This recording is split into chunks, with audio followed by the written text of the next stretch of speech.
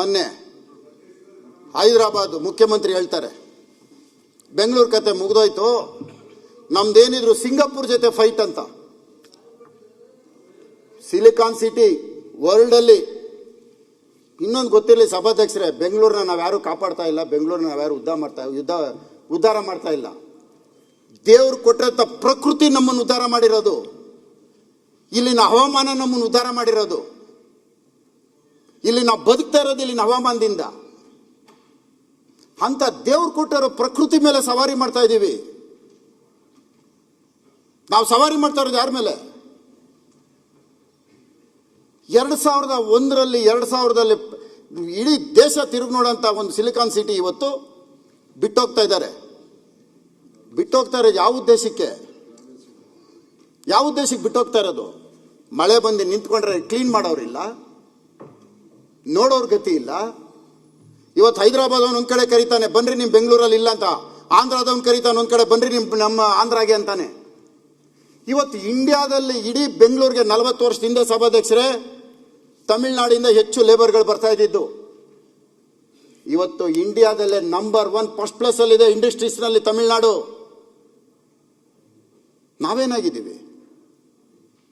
ಇಂಡಿಯಾದಲ್ಲಿ first place ಯಾವ industry ತಗೊಂಡ್ರು ತಮಿಳುನಾಡು. ಇರೋರ್ನ ನಾವು ಕಳ್ಕೊಳ್ತಾ ಇದ್ದೀವಿ, ಇರೋರ್ನ ಓಡಿಸ್ತಾ ಇದ್ದೀವಿ. ಏನ್ ಮಾಡ್ತಾ ಇದೀವಿ ನಾವು? ಬದುಕಕ್ಕೆ ಬಿಡ್ತಾ ಇದ್ದೀವಿ ಯಾರನ್ನಾದ್ರೂ? ನಾವು ಬದುಕಕ್ಕೆ ಬಿಡ್ತಾ ಇಲ್ಲ.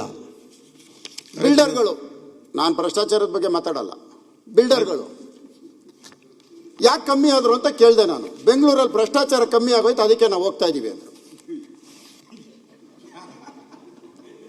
ಮೊದ್ಲಂಗಿತ್ತು ಅಂದ್ರೆ ಇಲ್ಲ, ಇವಾಗ ಬೇಡ ನಮ್ಗೆ. ಭವಿಷ್ಯದ ಬೆಂಗಳೂರು ಬಲ್ಲವ್ರು ಯಾರು? ಸಭಾಧ್ಯಕ್ಷರೇ, 2050ಕ್ಕೆ ಬೆಂಗಳೂರು ಜನಸಂಖ್ಯೆ ಗೊತ್ತಾ ಎಷ್ಟು? ಬೆಂಗಳೂರು ನಗರ ಅನಿಸ್ಕೊಳ್ಳೋ ಜನಸಂಖ್ಯೆ 1900ರಲ್ಲಿ 1,70,000 ಇದ್ದಿದ್ದು. 1900 ವಿಕ್ಟೋರಿಯಾ ಹಾಸ್ಪಿಟಲ್ ಕಟ್ಟಿದಾಗ ಬೆಂಗಳೂರು ಜನಸಂಖ್ಯೆ 1,70,000. ಇದು ಅಥೆಂಟಿಕ್ ಡಾಕ್ಯುಮೆಂಟ್ ನಾನು ಮಾತಾಡ್ತಾ ಇರೋದು.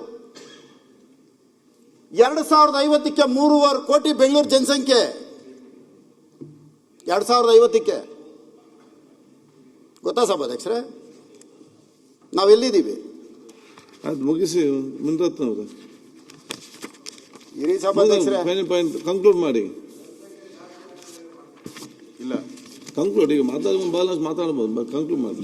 ಇಲ್ಲ, ಅಬಕಾರಿ ಇಲಾಖೆ ಭ್ರಷ್ಟಾಚಾರ ಇರೋಣ ಮುಗಿಸ್ಬಿಡ್ತೀರ. ಅಧ್ಯಕ್ಷರೇ, ಅವರು ಮುನಿಯವರು ವ್ಯಾಲಿಡ್ 2 ಪಾಯಿಂಟ್ ಹೇಳಿದ್ದಾರೆ. ಮುಖ್ಯಮಂತ್ರಿಗಳು ಇರೋದ್ರಿಂದ ಹೇಳ್ತಾ ಇದ್ದೀನಿ.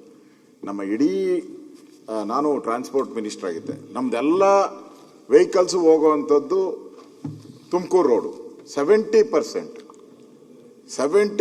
ವೆಹಿಕಲ್ ಹೋಗುವಂಥದ್ದು ತುಮಕೂರು ರೋಡು, ಬೇರೆ ಯಾವುದೂ ಇಲ್ಲ.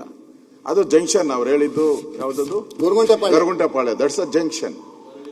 ಮುಂದೆ ಇವತ್ತೇ ನಾವೆಲ್ಲ ಅದೇ ಇದ್ರಲ್ಲಿ ಬರ್ತೀವಿ. ನೀವು ಶನಿವಾರ ಭಾನುವಾರ ಎಲ್ಲ ಹೋಗ್ಬಿಟ್ಟು ವಾಪಸ್ ಬರ್ತಾರೆ. ಸೋಮವಾರ ಬೆಳಗ್ಗೆ ನಿಮ್ಗೆ ಅಲ್ಲಿ ಆಗೋದೇ ಇಲ್ಲ, ಸಾಧ್ಯನೇ ಇಲ್ಲ ಬರೋಕ್ಕೆ, ಒಳಕ್ಕೆ ಬರೋಕ್ಕಾಗಲ್ಲ. ತಿರ್ಗಾ ಭಾನುವಾರ ಸಾಯಂಕಾಲ ನಾನೇ ಬರ್ತೀನಿ. ಎಲ್ಲ ಟೂರ್ ಹೋಗಿ ಬಂದಾಗ ಅಲ್ಲಿ ಬರೋಕ್ಕೆ ಆಗಲ್ಲ. ನಾನು 1 ಅವರ್ ನಿಲ್ಸ್ಕೊತೀನಿ ಅಲ್ಲಿ, ಆ ಫ್ಲೈಓವರ್ ಇದ್ರೂ ನಿಲ್ಸ್ಕೊತೀನಿ. ಅದಕ್ಕೋಸ್ಕರ ಅವ್ರು ಯಾರು ಪ್ಲಾನ್ ಕೊಟ್ಟಿದ್ದಾರೋ, ಆ ಕಾರ್ಪೊರೇಷನ್ ಅವ್ರು ಕಾಸು ಇಸ್ಕೊಂಡು ಕೊಟ್ಟಿದ್ದಾರೋ, OCA ಕೊಟ್ಟಿದ್ದಾರೋ ಗೊತ್ತಿಲ್ಲ, ಇಲ್ಲ ನೆಂಟರು, ದಯವಿಟ್ಟು ರದ್ದು ಮಾಡಿ. ಅಲ್ಲಿ ಎಂದಿದ್ರು ನಾವು ಏನಾದರೂ ಜಂಕ್ಷನ್ ಮಾಡಲೇಬೇಕು. ನಮ್ಮ ಸರ್ಕಾರ ಇದ್ದಾಗ ಪ್ಲಾನ್ ಮಾಡಿದ್ರಿ, ಆಗಲಿಲ್ಲ. ಅದನ್ನ ರೆಡಿ ಇದೆ ಪ್ಲಾನ್ ಎಲ್ಲ. ದಯವಿಟ್ಟು ಅವ್ರು ಯಾರು ಪ್ಲಾನ್ ಸ್ಯಾಂಕ್ಷನ್ ಕೊಟ್ಟಿದ್ರು, ಒಂದ್ಸರಿ ನೀವು ಅಲ್ಲಿ ಮಲ್ಟಿ ಸ್ಟೋರು ಬಿಲ್ಡಿಂಗ್ ಕಟ್ಬಿಟ್ರೆ ಮುಗೀತು, ನಾವು ಹೊಡೆಯೋಕ್ಕೆ ಆಗೋದೇ ಇಲ್ಲ. ಈಗ ಖಾಲಿ ಇದೆ. ಅದು ಒಂದಲ್ಲ ಒಂದಿನ ನಮ್ಗೆ ಬೇಕೇ ಬೇಕು. ಇವತ್ತು ಅರ್ಜೆಂಟಾಗೂ ನಮ್ಗೆ ಅವಶ್ಯಕತೆ ಇದೆ. ದಯವಿಟ್ಟು ಮುಖ್ಯಮಂತ್ರಿಗಳಿಗೆ ನಾವು ವಿನಂತಿ ಮಾಡ್ತೀನಿ, ಅದು ಜಂಕ್ಷನ್ ಪಾಯಿಂಟು ಅದು ಭಾಳ ಇಂಪಾರ್ಟೆಂಟ್ ಇದೆ. ದಯವಿಟ್ಟು ಅದನ್ನು ಮುನಿ ಹೇಳಿರೋ ವ್ಯಾಲಿಡ್ ಪಾಯಿಂಟ್ ಇದೆ ಅದು, ಮತ್ತು ಆ ಸ್ಕೂಲ್ ಇದಕ್ಕೆ ಗ್ರಾಂಟ್ ಮಾಡಿರೋದು ಮೆಟ್ರೋ ಪಕ್ಕದಲ್ಲಿ, ಇವೆರಡನ್ನು ಕೂಡ ಗಮನದಲ್ಲಿ ಇಟ್ಕೊಂಡು ತಾವು ಉತ್ತರ ಕೊಡ ಹೋಗಿ ಹೇಳಿದ್ರೆ ಒಳ್ಳೇದು. ಓಕೆ, ಕಂಕ್ಲೂಡ್ ಮಾಡಿ ಸಭಾಧ್ಯಕ್ಷರೇ. ನಿರ್ಭೀತ, ನಿಷ್ಪಕ್ಷಪಾತ, ವಿಶ್ವಾಸಾರ್ಹ ಸುದ್ದಿಗಳಿಗೆ ಮತ್ತೊಂದು ಹೆಸರಾಗಿರುವ ನ್ಯೂಸ್ 18 ಕನ್ನಡ ಈಗ ಆಪ್ನಲ್ಲೂ ಲಭ್ಯವಿದೆ. ದಯವಿಟ್ಟು ಇಲ್ಲಿರುವ QR ಕೋಡ್ ಸ್ಕ್ಯಾನ್ ಮಾಡಿಕೊಂಡು ಆಪ್ ಡೌನ್ಲೋಡ್ ಮಾಡೋದಕ್ಕೆ ಮರಿಬೇಡಿ.